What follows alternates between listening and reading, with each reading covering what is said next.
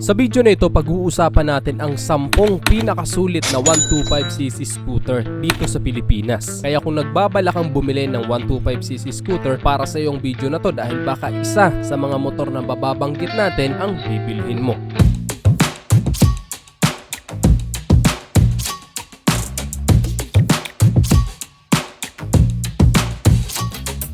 Number 1 sa ating listahan ng SYM Jet 4RX 125. Isang bagong scooter na kakalabas lang din dito sa Pilipinas noong nakaraang taon lang. Sobrang advanced din ng mga features nito at napakaganda rin ng kanyang disenyo.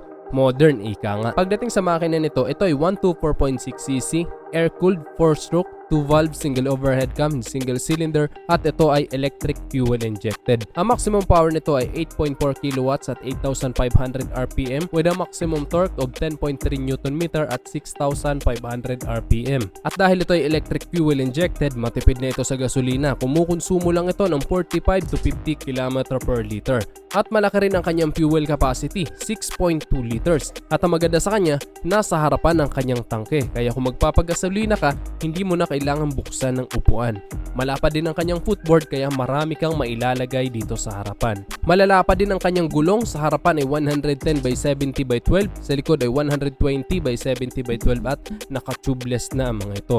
At sa kanyang braking system, naka-disc brake sa harapan at naka-drum brake sa likuran at ito ay naka-CBS or combined braking system. Sa suspension naman, telescopic fork sa harapan at sa likuran ay naka-single shock. At masasabi kong hindi pang karaniwan ang disenyo nitong SYM Jet 4RX 125 na ito. Naka fully digital display ang kanyang meter panel, naka full LED ang mga ilaw at maganda ang kanyang disenyo. Number 2, Kymco Like 125 Italia. Ang Kymco Like 125 Italia ay isang classic scooter. Madalas pa nga ito maihalin tulad sa mga Vespa. Pagdating sa presyo nito, ito ay nagkakahalaga ng 92,900 pesos. At ang makina nito ay 124.6cc, air-cooled overhead cam, 4-stroke, 2-valve, single cylinder at ito ay naka-carburetor. Ang maximum power nito ay 8.5 kilowatts at 7,500 RPM with a maximum torque of 10.4 Nm at 6,500 RPM. At kahit naman ito ay carb type pa rin, matipid pa rin ito sa gasolina, kumukonsumo lang ito ng 40 km per liter. At malaki ang kanyang fuel capacity, 5.5 liters. At ang maganda pa sa motor na to, napakalalapad ng kanyang gulong. Ang sukat ng kanyang gulong dito sa harapan ay 110 by 70 by 12. Sa likuran naman ay 130 by 70 by 12. Pagdating naman sa preno, naka-disc brake sa harapan at naka-drum brake sa likuran. At sa suspension naman, naka-telescopic fork sa harapan at naka-dual shock sa likuran. At dahil classic scooter ang motor na to, hindi ito naluluma. Sa katunayan, habang tumatagal nga ang mga classic scooter, mas lalo itong gumaganda sa paningin ng mga mahilig sa classic scooter. Number 3, Kiway X Speed 125. Kung pagmamasdan mo ang hitsura ng motor na to, hindi ka maniniwalang 64,900 pesos lang ang kanyang presyo. Napaka-modern, naka-LED lahat ng kanyang mga ilaw, naka-digital din ang kanyang dashboard at napakaganda ng kanyang forma. Modernong-moderno talaga. Pagdating sa makina nito, ito ay 124cc, air-cooled, 4-stroke, 2-valve, single cylinder, single overhead cam at ito ay naka-carburetor din. Ang maximum power nito ay 6.3 kilowatts at 7,500 RPM with a maximum torque of 9.2 Nm at 6,000 RPM. At kahit carb type lang din ang motor na to, matipid pa rin ito sa gasolina. Kumukonsumo lang din ito ng 40 to 43 km per liter dahil na din napakagaan lang din ng kanyang timbang, 97 kilos lang. Pagdating naman sa mga gulong nito, ang sukat ng kanyang gulong sa harapan ay 80 by 80 by 14, sa likod naman ay 100 by 70 by 14.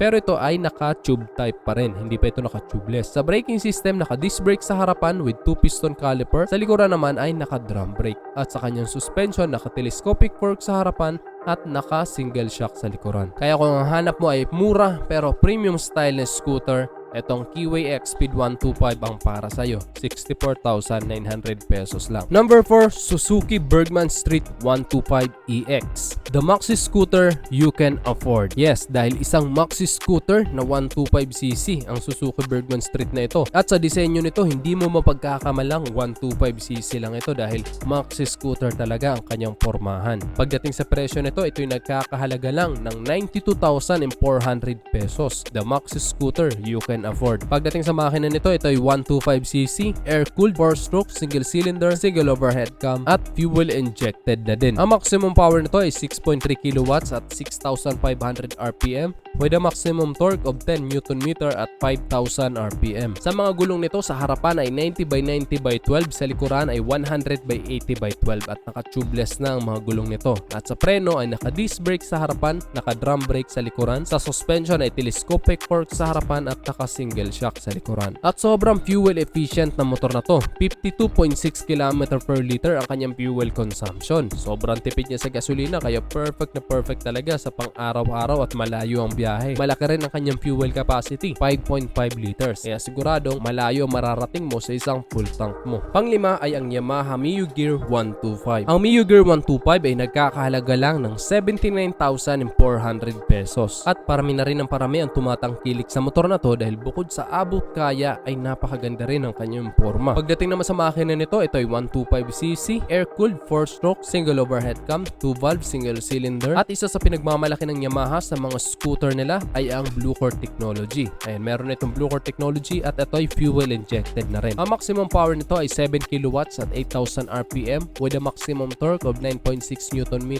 at 5,500 RPM. Ang fuel capacity nito ay medyo maliit lang, 4.2 liters. Pero dahil ito ay fuel injected na rin, matipid din ito sa gasolina na kumukonsumo lang ng 45 to 50 km per liter. Pagdating sa mga gulong nito, sa harapan ay 80x80x14, sa likod ay 100x70x14 at naka-tubeless na ang mga gulong nito. Sa braking system naman ay naka-disc brake sa harapan, naka-drum brake sa likuran at sa kanyang suspension ay telescopic fork sa harapan at naka-single shock sa likuran. Anyway, meron itong dalawang variation, ang S version na meron ni stop and start system at merong answer back system. At ang pang-anim natin ay ang TVS Ntorq 125 Race Edition. Isa ring modernong motor na galing pa ng India. Pagdating sa presyo nito, ito ay nagkakahalaga lang ng 80,900 pesos. Pagdating naman sa makina nito, ito ay 124.8cc, air-cooled, 4-stroke, 3-valve, single cylinder, single overhead cam at ito ay fuel injected na rin. Ang maximum power nito ay 7 kilowatts at 7,000 RPM with a maximum torque of 10.6 Nm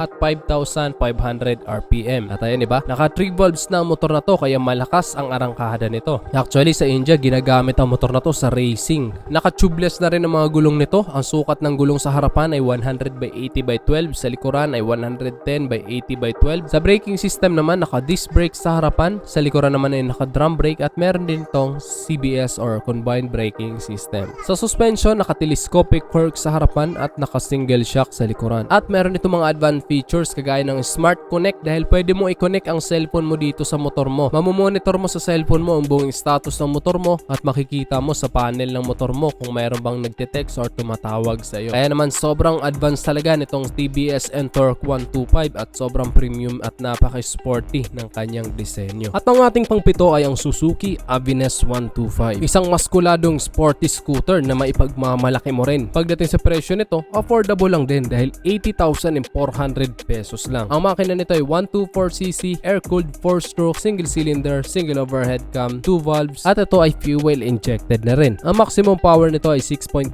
kilowatts at 6,750 RPM with a maximum torque of 10 Nm at 5,500 RPM. Malaki rin ang fuel capacity ng motor na to dahil 5.2 liters kaya siguradong malayo ang mararating mo sa isang full tank mo. At isang Suzuki Aveness sa pinakamatipid sa gasolina pagdating sa mga 125cc scooter dahil 54 km per liter ang kanyang fuel consumption. Kaya siguradong hindi ka lugi kung gagamitin mo ito pang hanap buhay, pang araw-araw at pang long ride. Napaka-modern din ang kanyang design, naka-LED ang kanyang headlight at nasa taas ang kanyang mga turn signal light at kung pagmamasdan mo siya dito sa harapang bahagi, para itong naka-smile. Sobrang happy ng kanyang mukha. Marami rin itong convenient features na siguradong makakatulong sa iyo sa araw-araw na pagbabiyahe. Pangwalo, ang Yamaha Mio Gravis 125. Isang napakapoging 125cc ng Mio series ng Yamaha. At pansin ko, mas dumami ang tumangkilik mula nung dumating itong version 2 ng Yamaha Mio Gravis 125. Dahil pagdating sa kanyang forma,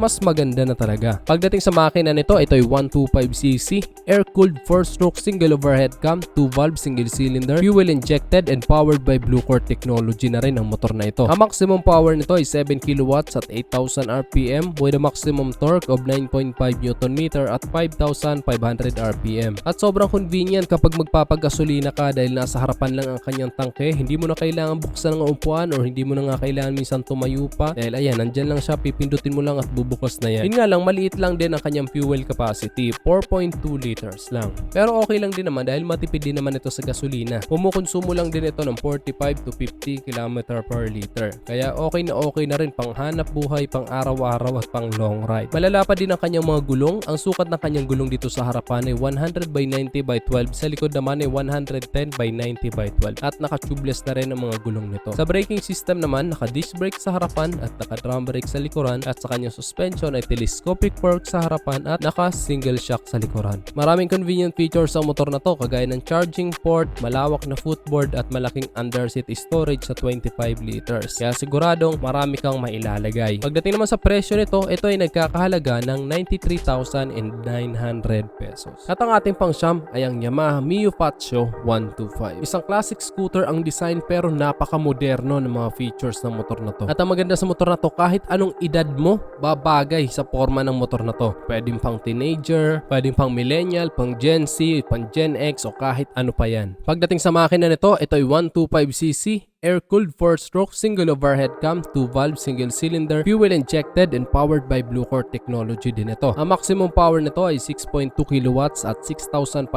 RPM with a maximum torque of 9.9 Nm at 5,000 RPM. At yung Bluecore engine nga pala nito ay hindi kagaya ng ibang 125cc dahil ito ay Bluecore hybrid technology na. At isa nga sa unique features nito na every time na nakatigil ka kapag aarangkada ka, hindi siya gagamit ng power mula sa gasolina. Gamit siya ng power mula sa battery. So mas smooth at mas malakas ang kanyang arangkada. Pero hindi naman ito maaksaya sa battery dahil 3 to 4 second lang siyang gagamit nun, then the rest gagamit na siya ulit ng gasolina. At dahil pa nga dun mas tumipid ito sa gasolina, kumukonsumo lang ito ng 50 to 54 km per liter dahil sa kanyang hybrid technology. Malaki rin ang kanyang fuel capacity, 5.1 liters. Kaya malayo ang mararating mo sa isang full tank mo. At pagdating naman sa kanyang presyo, ito yung nagkakahalaga ng 93,900 pesos. At ang ating pang-sampo, ang isa sa pinaka-popular na 125cc dito sa Pilipinas na kahit saang sulok ka pumunta, meron ka makakasulubong na motor na to. Ito ang Honda Click 125. Napaka-pogi, sporty at moderno ang disenyo ng motor na to. At bukod pa doon, sobrang affordable din dahil 80,900 pesos lang ang kanyang presyo. Pagdating sa makina nito, ito ay 125cc, 4-stroke, 2-valve single overhead cam, liquid cooled